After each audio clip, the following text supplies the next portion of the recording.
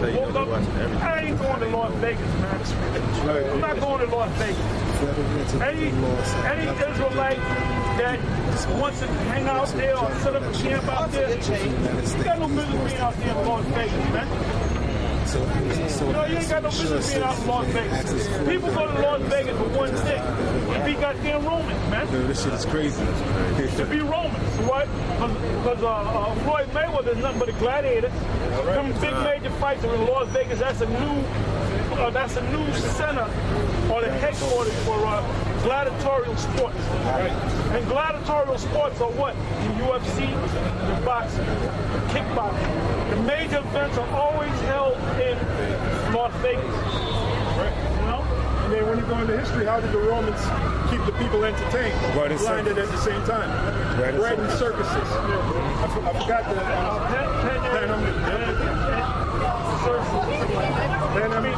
bread and circuses. Bread and circuses. Same thing now. Welfare entertainment. Right. Reality shows.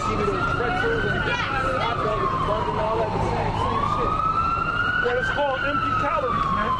You know, popcorn and pretzels and stuff like that. When you go to the ballpark, you got hot dogs and some fun. That's empty calories, man. It keeps you there. That's empty calories, man. It doesn't nourish you, man. It just keeps you going. And all these stadiums that they build, all these major stadiums, like you got the Staples Center, you got the Barclays Center in Brooklyn, and the Barclays Lions goes back, they got their money from slavery, man. But you got former slaves, ex-slaves, entertaining people in that, them niggas don't check out nothing, man. Them niggas in the athletic world, they're not smart. Okay? Because when they come, they watch us on YouTube. There's athletes and top entertainers that watch us, but they wouldn't dare come to us because they look at us as holy men, man. And I just realized you got people that are not even as this one brother sent me an email saying I'm not down with GMS, but I support you. You know what I mean by support, man. All right? You got a lot of people that are down with GMS, but that are not even part of GMS. But they're spiritually GMS. YT Politics. He makes more videos than damn me sometimes, man. Because I'm making a lot of videos too. We all make videos, right? Right? But he said, I'm not down with GMS. He said, I just like GMS. But guess what? He is down with GMS. Whether he says he's down with it or not. They're like, what's the dude from, not Bamboozle. What's the dude, Honest Aid Honeycutt? Yeah. He said, are you a nigga? He said, I'm a nigga. Oh, yeah. They went out to the Ephraimite woman. What are you? I'm a nigga. And he said, oh, you people in the audience are niggas. Right. And for the ones of you that say you ain't niggas, you're niggas too. You never saw that movie? That movie is funny as hell, man. But anyway, these guys that follow GMS that say they ain't down, they just watch the videos, but they support it. They're GMS, whether they say they're GMS or not. And don't put us on the pedestal. We're just men. The honor goes to Yahweh B'Shem Yahushai. So we're pushing up the name of Yahweh B'Shem Yahushai, unlike certain people we know. You couldn't pay, if I gave Nate $1 million, say, I dare you to say the Most High's true name and his son's name 10 times. He probably won't say it. He already got $1 million. Because the Illuminati will give him $10 million not to say it, man. Oh, speaking about that, right? Now you got Sarnetta and that whole black conscious community bullshit, right?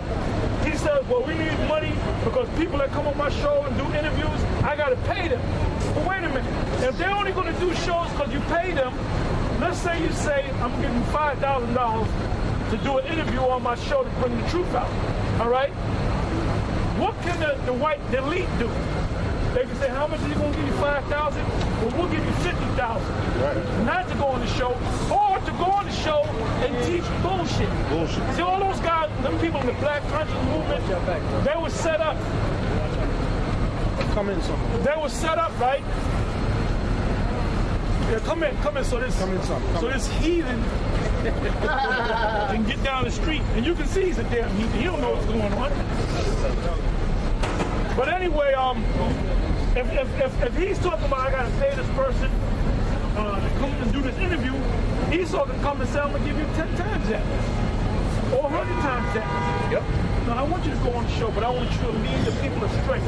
Them black conscious niggas, they're set up to, because Israel's getting so big that they need like a counterintelligence. Damage control. But you know what? They've been doing it and they're losing, man. Watch those videos, that science conference, all that bullshit. Missing science. The people that, there was about 120 people up in there. And then anytime somebody came up to speak, they were speaking in the audience, man. And they had to say, look, we're doing a presentation here. Jake just wants to be entertained, man. If you don't have an entertainment value to what you're doing, all right, you ain't gonna listen to it, man. A nigga can sit down and watch the whole playoffs, right? They can watch March Madness, all right? They can watch. Everybody says that Floyd is boring. It's like watching paint dry. But guess what? Everybody break their neck to watch that shit or pay $100 now to watch this thing on YouTube, man. I mean on pay-per-view. Because they want to know what's going on, man. People want that controversy. And it takes like 6 months to build that fight up, man. You know? Like the Romans, they would give the people bread and circuses. The bread and circuses was so the people would be distracted from what the laws that the Senate was passing.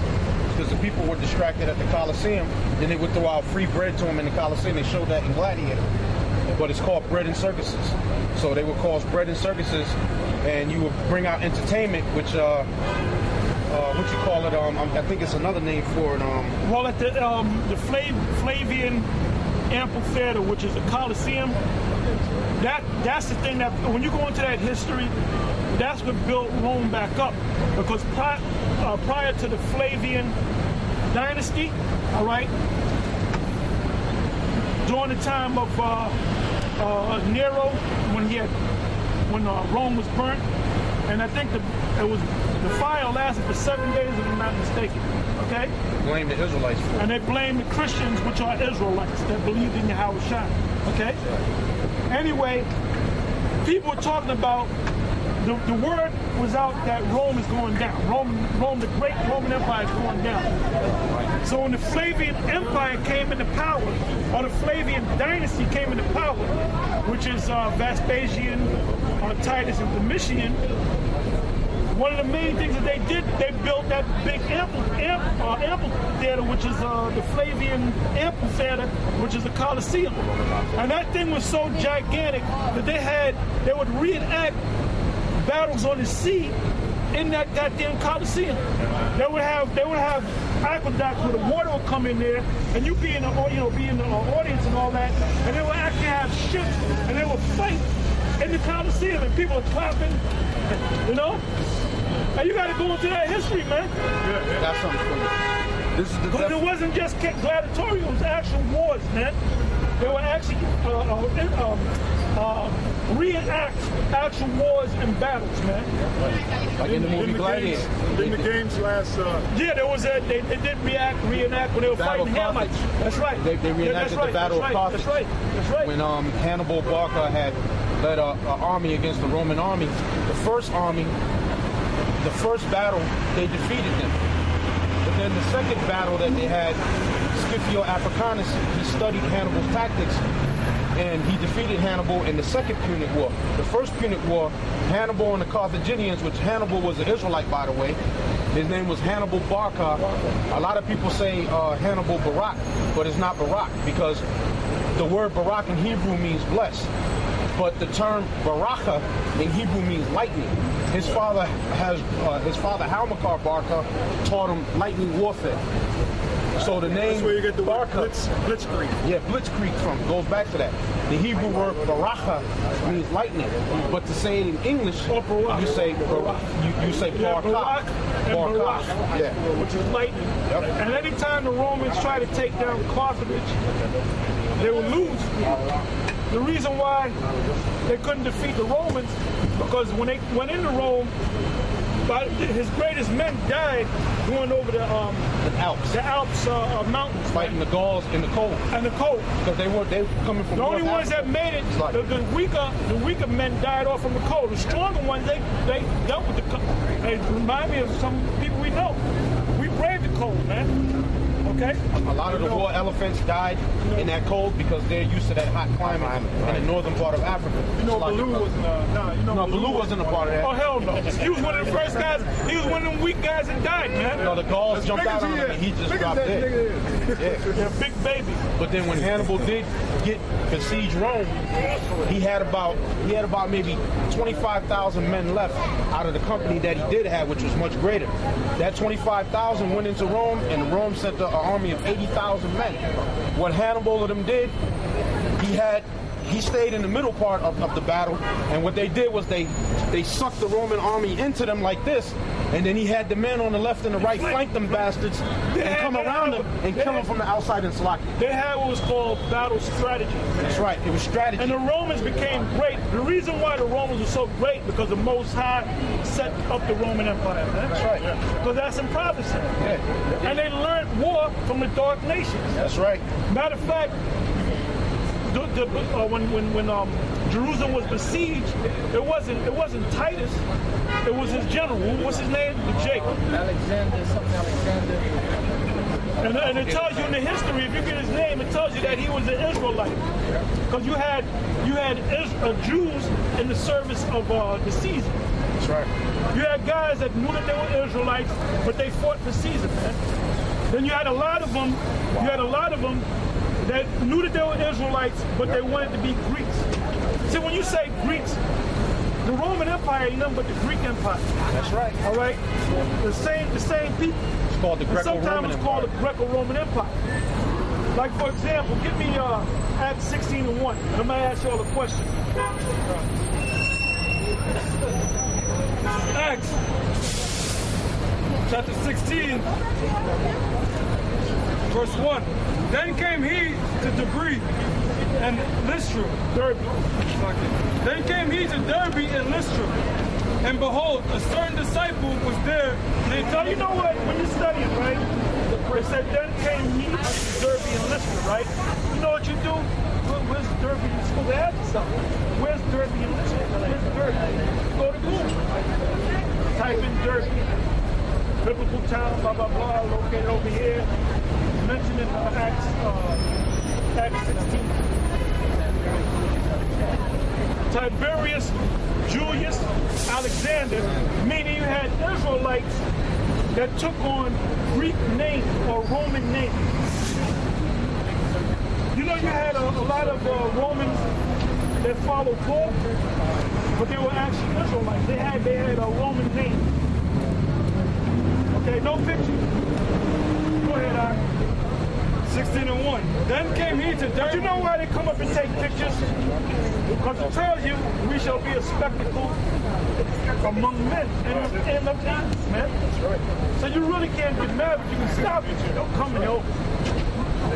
We're a spectacle among men and among angels, man. You know? Yeah, they're fulfilling prophecy. They're that great cloud of witnesses. Go to Hebrews 12:1. Yeah, the prophecy says we'll be a spectacle unto the world, right? So when they come and take pictures, they're fulfilling prophecy.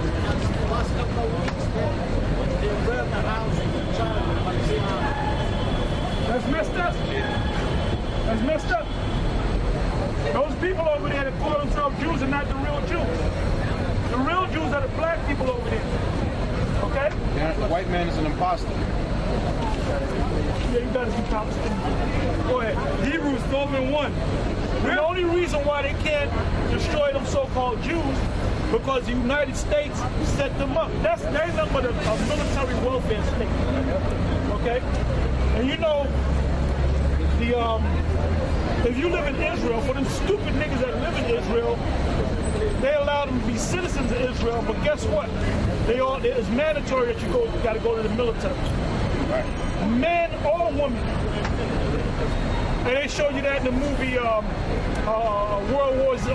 World War Z. Yeah. They show you the ugly Jewish girl with the boy. They're showing you that men or women, you got to join the military, mandatory. So them stupid niggas that wanted to go back to Israel to call themselves fulfilling the prophecy, the white man's still in there, man. And they're in the fucking military. And they're fighting against, niggas are fighting against some Arabs. How stupid can you be? You ain't got no business being in the land of Israel at this time, man. Israel's got to be destroyed and built back up. Hebrews scriptures say a bastard shall dwell in Ashdod. Go ahead. Hebrews 12:1. Wherefore, seeing we also are compassed about with so great a cloud of witnesses.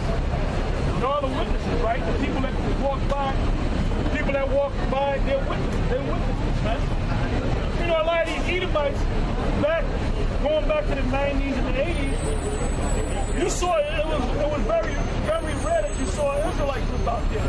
The main Israelite groups we had on Saturday, going back to 85, 480. On Sundays, we was up there on 44th Street, Riyadh, Marshall, and them. So it's very rare that you see the Israelite group. But through the help of the unicorn, which is the internet,